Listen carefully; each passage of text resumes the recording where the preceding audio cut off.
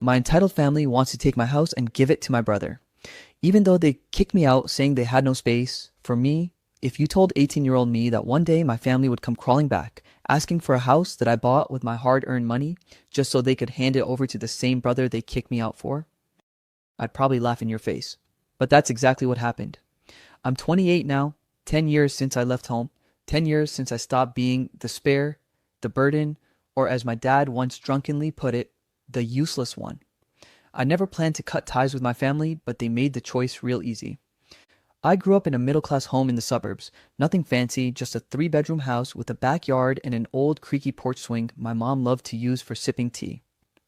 My parents weren't monsters, but they had a clear favorite, my younger brother, Ryan. Ryan was the golden boy. He played sport, got decent grades, and always knew how to put on a smile in front of guests. He had that charming, look-at-me energy that adults just eat up. Me? I was quiet, a reader, more into computers and gaming. I wasn't bad, just invisible. And that's how it was for years. I got hand-me-downs. Ryan got brand new everything. I did the dishes, the laundry, even babysat him while my parents went on dates. But guess who got praised for being so responsible? Ryan for bringing in the mail. I let it go for the most part. I figured once I graduated and left for college, I'd find my own path and things would get better. Spoiler, they didn't. The turning point came when I was 18. I had just finished high school and got accepted into a decent state university. Nothing Ivy League, but I was proud. I showed the acceptance letter to my parents over dinner, expecting at least a smile. Dad glanced at it, muttered something about student loans. Mom nodded without looking up from her phone. Ryan, he laughed and said, "Don't waste your time, bro. You're not even smart enough to finish community college." I remember that night so clearly. Not because it was dramatic, but because of how ordinary their dismissal felt. Like I was just background noise in my own life. A week later, I came home from my part-time job and found my bags packed by the front door. At first, I thought someone was moving. Then I saw the note. "We're sorry, but we can't keep supporting you. We need the space for Ryan's new room. You're an adult now. Time to be independent." Mom, Dad. No conversation, no heads up, just a damn post-it and a couple of garbage bags filled with my clothes. I didn't cry, not then. I think part of me expected it, but the numbness, that stayed for years. I crashed at a friend's couch for a while, picked up more shifts at the local cafe. College was off the table, no money, no support, and I wasn't about to drown in loans just to prove a point. So I worked, every single day. I went from making lattes to doing data entry for a local business, then learned Excel, then learned coding, then started taking freelance gigs online, taught myself everything through YouTube and free online courses. It took years, but I hustled. And you know what? I built something. I got good at it. At 24, I landed my first remote tech contract. Not huge money, but stable. At 25, I moved into my own tiny apartment. At 26, I launched my own web design business with a former client who believed in me. By 27, we were 6 figures deep in profit. Not crazy rich, but comfortable, safe, independent. And last year, at 28, I bought a house. A house. Not some massive mansion, but a 2-story fixer-upper with a garden and a home office and more space than I ever had growing up. When I held those keys, I cried. Ugly cried. Because that house wasn't just bricks and walls, it was proof. Proof that I didn't need them. Proof that I wasn't worthless. Proof that I belonged somewhere even if I had to build it from scratch. I didn't talk to my family for nearly a decade. They never called, never texted, not for birthdays, not for holidays. It was like I'd been erased from their lives. And honestly, that was fine. I didn't even know what Ryan was up to. Last I heard, he dropped out of college after 2 semesters and was living at home, figuring things out. But again, not my problem, or so I thought. The first message came from my cousin Emily. A simple DM on Instagram. "Hey, long time, your parents were asking about you. Something about Ryan needing help?" I left it on read. Then came the friend request from my mom, a voicemail. "Hi, honey. It's Mom. Just wanted to see how you're doing. We've all missed you. Give us a call sometime, okay? Ryan's doing great. He just got engaged. Anyway, call me." That message should have felt warm. Instead, it made my skin crawl. "You miss me? For 10 years you acted like I didn't exist. Now suddenly I'm honey? Nah." I didn't call back. A week later, I get a knock at my front door. And there they were, all 3 of them. My parents and Ryan, standing on my porch like it was some family reunion. Ryan looked the same smug, tall, and fake humble. My dad wore that too big sports coat he always saved for serious talks. My mom had her concerned expression, the one she used when talking to PTA moms. I didn't invite them in. I just stepped outside and said, "What do you want?" They acted all surprised. "What? No hug? We just wanted to see you. Look at this place. You did all this on your own?" I kept quiet, waiting. Then Ryan cleared his throat. "So here's the thing," he began. There it was. Turns out Ryan and his fiancée are pregnant. They need a place to live. My parents' house isn't suitable. Not enough space, too many stairs, and get this, they sold it earlier this year to downsize. Now they're living in a tiny condo, no room for a baby. "But you," my mom says, beaming, "you have this amazing place." I blinked. "And?" I asked. They all exchanged glances, then Ryan smiled that same damn smile he used to give me before stealing my stuff. "Well, we were thinking, maybe you could let us stay here for a while, just until the baby's born. Then maybe Ryan and Cassie can settle in fully. You've got more space than you need, right?" I stared at them. Was this real? "You kicked me out," I said quietly, "told me you had no space, no support, nothing for me." "That was a long time ago," my dad said, suddenly annoyed. "You're doing so well now. Why hold a grudge?" "Yeah, man," Ryan added. "Family helps family. Be the bigger person." I laughed so hard I nearly doubled over.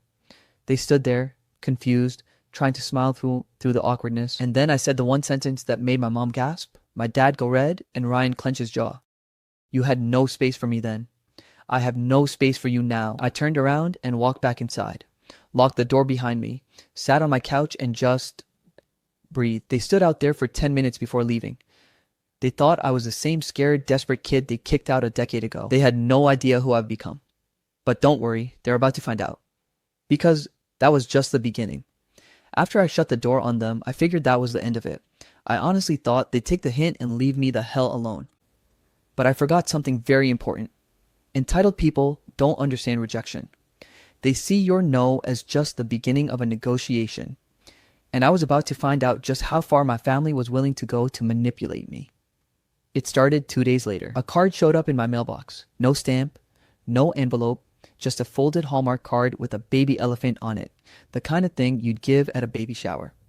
Inside, in my mom's handwriting, "Family is forever.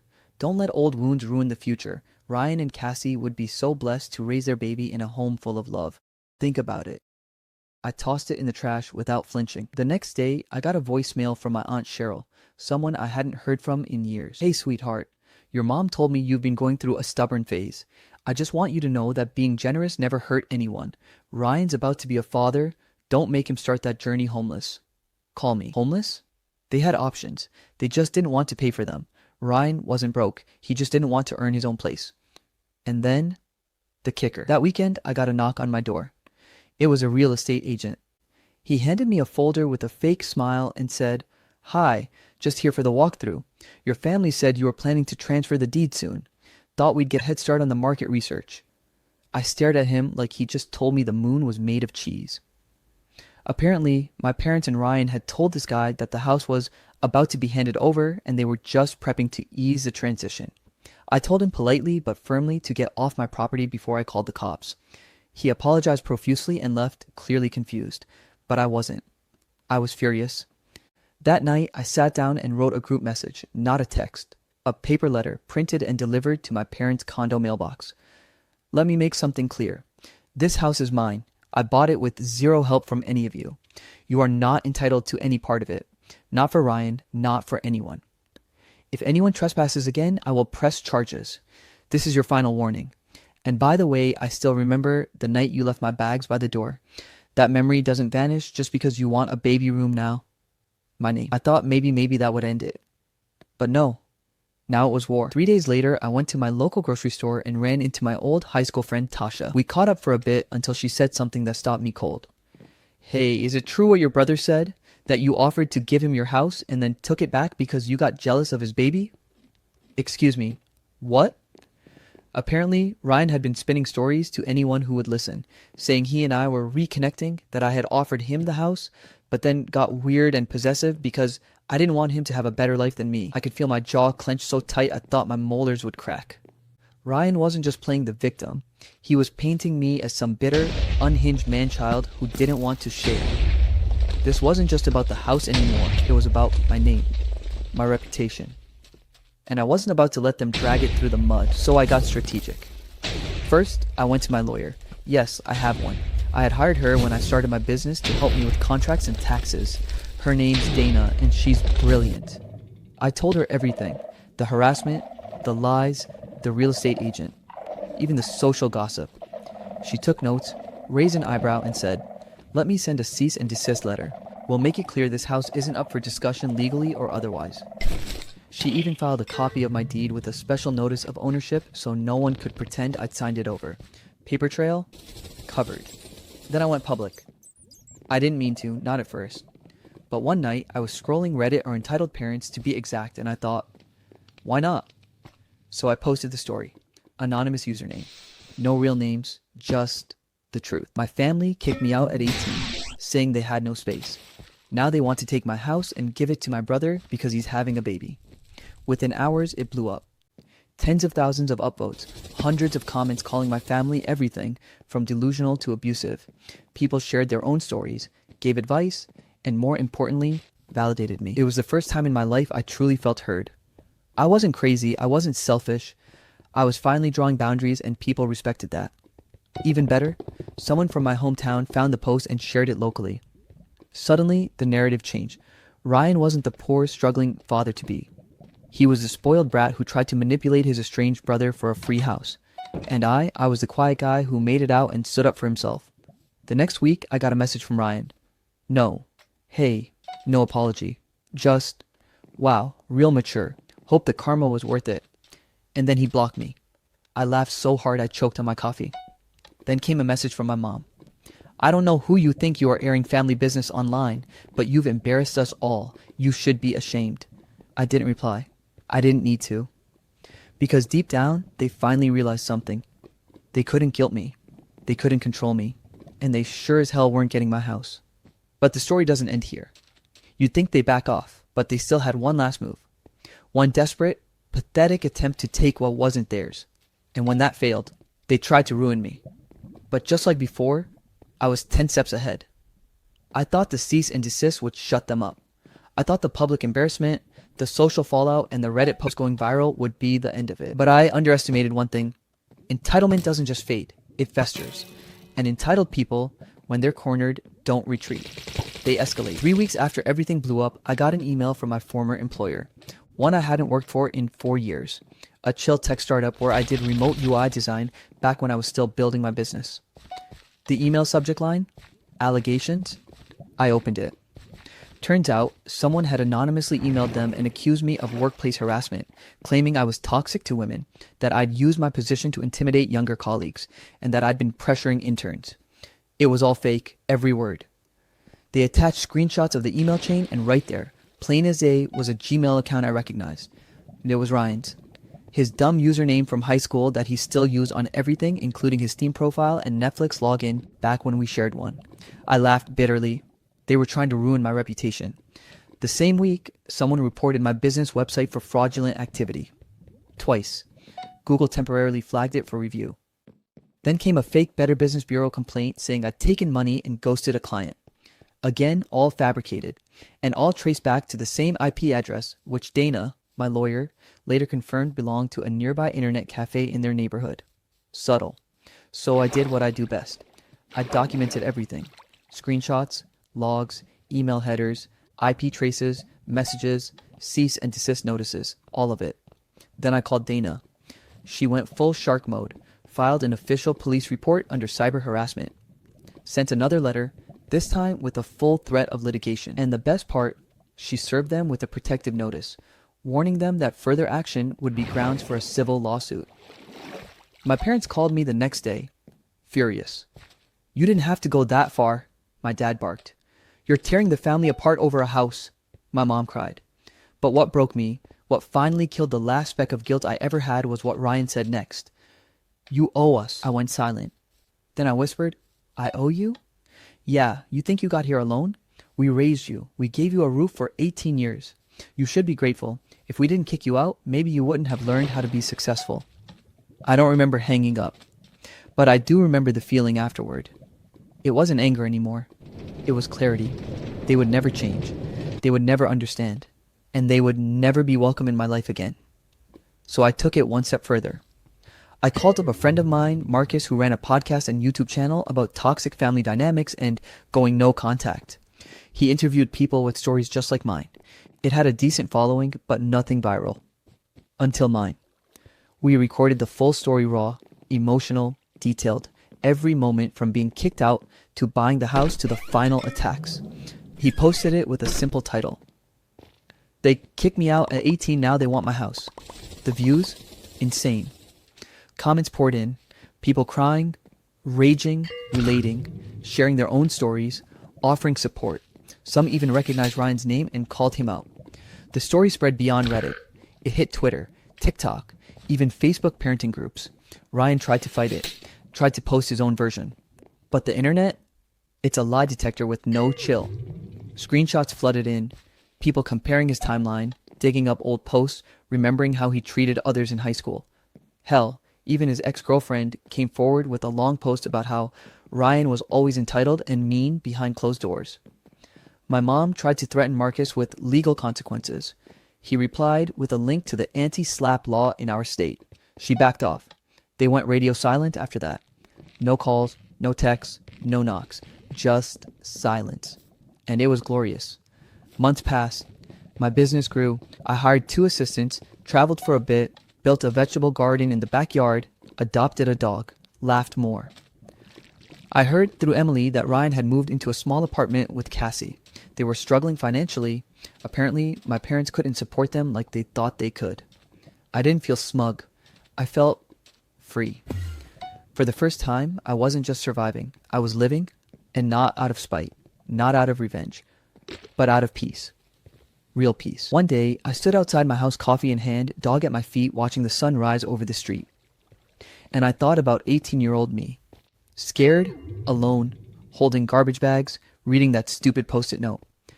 And I wanted to reach back in time and tell him, it gets better. You build something beautiful. They don't break you. You win. And not because you made them pay, but because you let go. And never gave them another damn inch. Update. 2 weeks later. 2 weeks after I dropped the bomb on the internet podcast interview, Reddit post, viral shares, and a legal warning, I thought things were finally calm. Peaceful even. I started sleeping better, eating better, walking my dog without looking over my shoulder or expecting some surprise voicemail from my mom at 2 a.m. Then one afternoon, Dana, my lawyer, texted me. Did you give your family your work address? I stared at the screen confused. I replied, no. Why? She responded immediately. You need to check in with your co-working space manager ASAP. Your parents and brother showed up asking for you, claimed you were in danger. They pushed past reception. Let me back up. Even though I worked from home most of the time, I occasionally used a local co-working space I had a membership with just for a change of scenery or meetings with clients. It was a private building, keycard access, well run. I never told my family about it, not that I owed them any updates on my life. But apparently, they figured it out anyway. My guess? They followed me one day, probably parked at the end of the block and waited. Creepy, but totally their style desperate, overstepping and convinced they're in the right. They showed up midday, walked right in behind someone else, and went straight to the reception desk. We're his family, my mom said. He hasn't been answering our calls. We think he's having a mental breakdown. I'm not even joking, that's the exact line she used. They were trying to make it look like I was unstable, like they were the caring, concerned ones. And me, just a paranoid, emotionally unwell man who didn't know what was good for him. The receptionist, bless her, immediately called security. When they asked for ID or proof of emergency, my mom started crying and said, he's cutting everyone off. We're just trying to save him from himself. My dad, he acted calm and composed, like the rational one. And Ryan, he paced around the waiting area like he owned the place. They stayed there for 45 minutes before being escorted out. Not arrested, just removed. But the real kicker? Ryan slipped a letter under the glass door of my office room. A handwritten 3-page passive-aggressive guilt trip. I still have it. Let me read you some highlights. You need to understand what this is doing to Mom. She's not eating. She's crying every day. You've turned the world against us, all because we asked for help. Cassie and I are about to bring a child into this world. Do you want that child growing up knowing their uncle is cruel and selfish? We didn't kick you out. We gave you a chance to grow. You just took it the wrong way. And the grand finale. You have a chance to fix this. Be a man. Let go of the past. Hand over the house, or at least let us rent it for a few years. You don't need all that space. We do. I stood there, holding the letter, stunned. They actually believed they were the victims. That I was the villain in their twisted family narrative. That after publicly humiliating themselves with lies, legal harassment, and now a staged intervention, they could still spin the story to make themselves the heroes. So I decided to do one final thing, not out of spite, but to protect myself and maybe help someone else in a similar situation. I made a public post, not on Reddit this time. I posted on my LinkedIn. Yeah, I know, weird place, right? But I'd built a decent following over the years, small business owners, freelancers, clients, partners, even a few journalists who'd connected after the podcast. I wrote a long, professional, honest post about setting boundaries with toxic family, about how family doesn't give people the right to own you, and about how success does not make you a resource to be harvested. I didn't name names. I didn't shame anyone directly, but I told the truth. The part about being kicked out at 18, the years of silence, the reappearance when I became useful, the house demands, the fake allegations, the he's unstable son. Then I ended with this. They didn't come back because they missed me.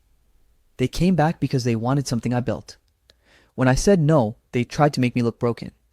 Don't let guilt trick you into surrendering your peace. And don't confuse being blood with being family.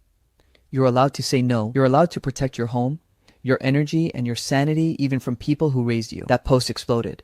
Over 11,000 reactions, thousands of comments, DMs from strangers, emails from people who said, I thought I was the only one. My mom tried to do this exact thing. Thank you for saying what I couldn't. And then my favorite one? Just saw your story. I'm a landlord and single dad. My brother tried to steal my house too. I'm rooting for you. Real people, real empathy, real connection. Unlike my family who only saw me as a walking opportunity. It's been another week now. I haven't heard a word from them. Not one.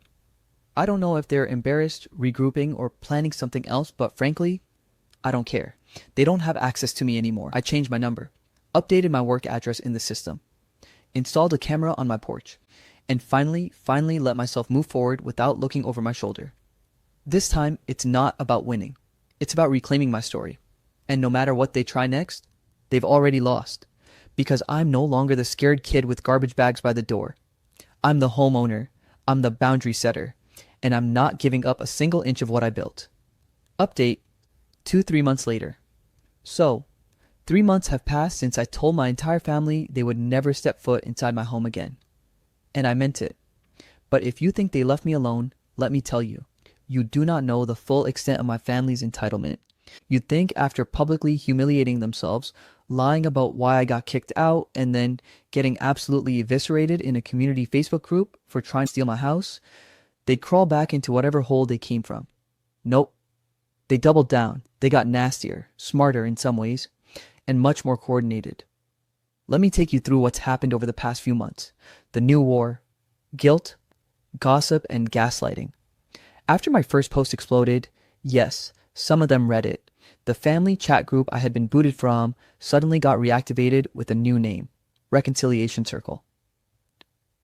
It started with a voice message from my aunt who never talks to me directly but loves to speak at people. Her tone was overly calm, dripping with condescension. We read the things you wrote online, sweetheart. Some of them were exaggerated, some of them were hurtful, but you're still family. So let's just come together and talk. For your brother's sake, we can work through this.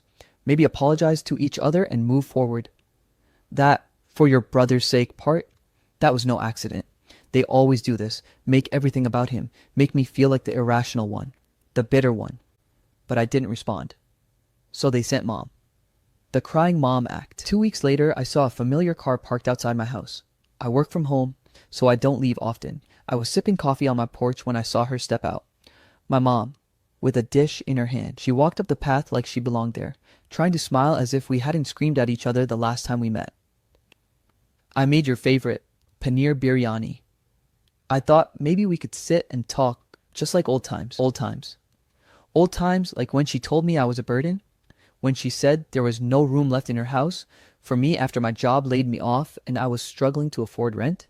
She looked tired, makeup barely on, the corners of her mouth twitching like she'd rehearsed this moment and wasn't sure how I'd react. I didn't let her in. I didn't even take the food. I said calmly, "You gave my brother my old room, the room I grew up in. You said there was no space, so now I've made sure you have no space here." She left the dish on the porch and walked away. Attempt #2. The community smear campaign. I live in a gated community. HOA. Facebook moms. You know the type. Well, turns out someone started leaking rumors in the community page about me being mentally unstable, that I'd been kicked out of my family's home due to violent behavior, and that I was hoarding property during a housing crisis. Yeah, they did that. One of my neighbors, a sweet lady named Monica, who always brings her dog to the lawn, messaged me screenshots. My cousin had made a burner account and started posting anonymously. "Don't trust the guy in house 43. We heard his poor old parents gave him a place to stay and he threw them out. The same family that made me sleep on the floor for months refused to accommodate me and kicked me out with 10 days notice." What's wild is, some people believed it. I had HOA reps knock on my door to verify if there was an issue at my property. I had one neighbor yell at me when I passed by her garden, something about being a spoiled kid with no family values. It was humiliating. So I did the only thing I could. I lawyered up. Remember how I said my house is in my name? Not inherited, not gifted. I bought it, paid off 60% already, and thank God I kept receipts. I hired a lawyer, not just any lawyer, one who loves cases involving family harassment and defamation. Turns out I could prove. They attempted to use coercion to manipulate property decisions. They created public slander. They attempted trespassing via my cousin, who left a note taped to my door demanding I open my heart and give back what was never truly mine. My lawyer sent a cease and desist letter to every single one of them, even printed physical copies delivered to their addresses. I gave them 48 hours to retract statements and stay away from me or face court. That shut down the HOA gossip too. Monica posted a clarification with my permission, the real story, and people started backing off. But it wasn't over. My brother finally called me. I hadn't heard his voice in months. Then one night around 1 a.m., my phone lit up. Him. I let it ring. Then curiosity got the better of me. I answered on speaker. He sounded drunk or broken or both. "Why are you doing this to mom and dad? You have a whole house. I live in a damn basement. They're old. You really gonna watch them struggle when you have so much?" I couldn't believe the words coming out of his mouth. I watched them let me struggle. I lived in my car for 2 weeks before I got this house. They didn't help me once. They were just stressed. You always take things too personally. And you always take things that don't belong to you. Dead silence on the line. Then he muttered, "I wish you never got that house." And hung up. The breaking point. 2 days ago, I caught someone trying to jump my fence. Caught on security cam, hoodie, tall, male, looked like my cousin. The same one who posted about me. He didn't make it far. I called the cops and he ran. That was the moment I knew I was never going to be safe until I cut the cord completely. So I'm doing it. What's next? A full restraining order. I'm working with my lawyer to file for a restraining order against 4 people. My parents, my brother, my cousin, the fence hopper, my aunt, ringleader of the smear campaign. Once it's approved, they won't be allowed within 200 meters of my house. No texts, no calls, no dropping off food. I know some of you might think it's harsh, but tell me, how do you reason with people who only see you as a tool, a wallet, or a doormat? How do you build bridges with people who have dynamite in their pockets? Where I am now. I've started therapy again. Turns out, the guilt I carry for being the selfish one, the difficult child, the one who doesn't understand sacrifice, was never mine to carry. It was theirs, and they dumped it all on me. I'm building friendships again, real ones, the kind where no one asks you for keys to your house under the guise of family. I've redecorated too, painted my walls, got a huge bookshelf, adopted a rescue dog named Pixel. Every piece of this house now feels mine, like a fortress, like peace, like home. And if my family ever reads this, let me say this loud and clear. You made your choices. You chose my brother over me. You chose manipulation over love. You kicked me out and now you're furious that I didn't stay gone. Well, I'm not just back. I've won. And I'm not giving up an inch of the ground I bled for. Update 3. 1 year later. You know how some people say time heals everything? Yeah, that's not entirely true. It's been a year since I cut ties with my family. A year since they tried to gaslight, guilt trip, manipulate, and steal from me, all to benefit my precious golden boy brother, Kyle. A year since I finally stood up for myself and told them I was done. I won't lie, the first few months were hard.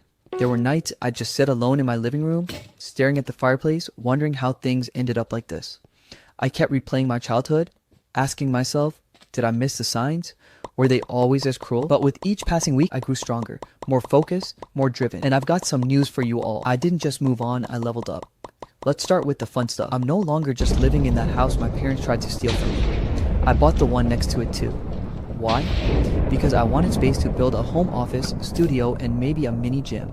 And also because my old neighbors were close to my parents and used to pass messages from them. Not anymore. Financially, I'm doing even better than last year. My online business exploded after my last post went viral. Turns out, people really love underdog revenge stories, especially ones involving greedy, manipulative families. Some folks even reached out offering support, mentorship, or collaboration. I now run 3 businesses under my name. One focused on digital marketing, one on real estate consultation, and one on creative content production. I've even started mentoring teens and young adults who've gone through similar family betrayals. It's wild how far things have come. But that's not why I'm posting today. The family came crawling back. You saw this coming, right? 6 months ago, I got a message from an unknown number. It was a photo of Kyle, sitting in what looked like a police station, captioned, "Call me back ASAP, it's urgent. Mom." I didn't call back. Turns out, Kyle got into some legal trouble, fraud related. He was working some crypto pump and dump scheme with a couple of buddies. The whole thing blew up. He owes people money, serious money. When the authorities froze his accounts and assets, guess where my parents thought he should live? Yep, my house. The same house they tried to kick me out of. The same house they said should belong to Kyle because he needed stability and I had already done well enough for myself. They tried everything: messaging, showing up at my office, sending letters, even calling mutual friends to pass on emotional appeals. I didn't respond. Not once. They broke into my property. Yeah, you read that right. 2 months ago, while I was on a short trip, Kyle and my mom used an old gate code and broke into my backyard. Security caught them on camera snooping around. Apparently, they were trying to see if there was extra space in the guest house. Let me be clear, I don't even have a guest house. But they convinced themselves there was some granny suite I was hiding and Kyle could move in without me noticing. I called the cops, had them both removed and charged with trespassing. When my mom sobbed and begged the officer, "But it's my son's house." The officer looked at her like she was insane. "Ma'am, you're trespassing on private property. This home belongs solely to me. I suggest you leave peacefully." She didn't leave peacefully. She screamed, wailed, even threw herself on the lawn. Kyle tried to act smug, but the second he was cuffed, he lost all that fake confidence. The security footage? Yeah, I sent it to my lawyer just in case. I'm done playing nice. The letters started again. After the incident, I started getting handwritten letters from my dad. First time in years, he actually tried writing anything to me. They were pathetic. Each letter was filled with half-hearted apologies, laced with guilt trips like, "We only did what we thought was best for the family. You don't understand what it's like to have a child in trouble.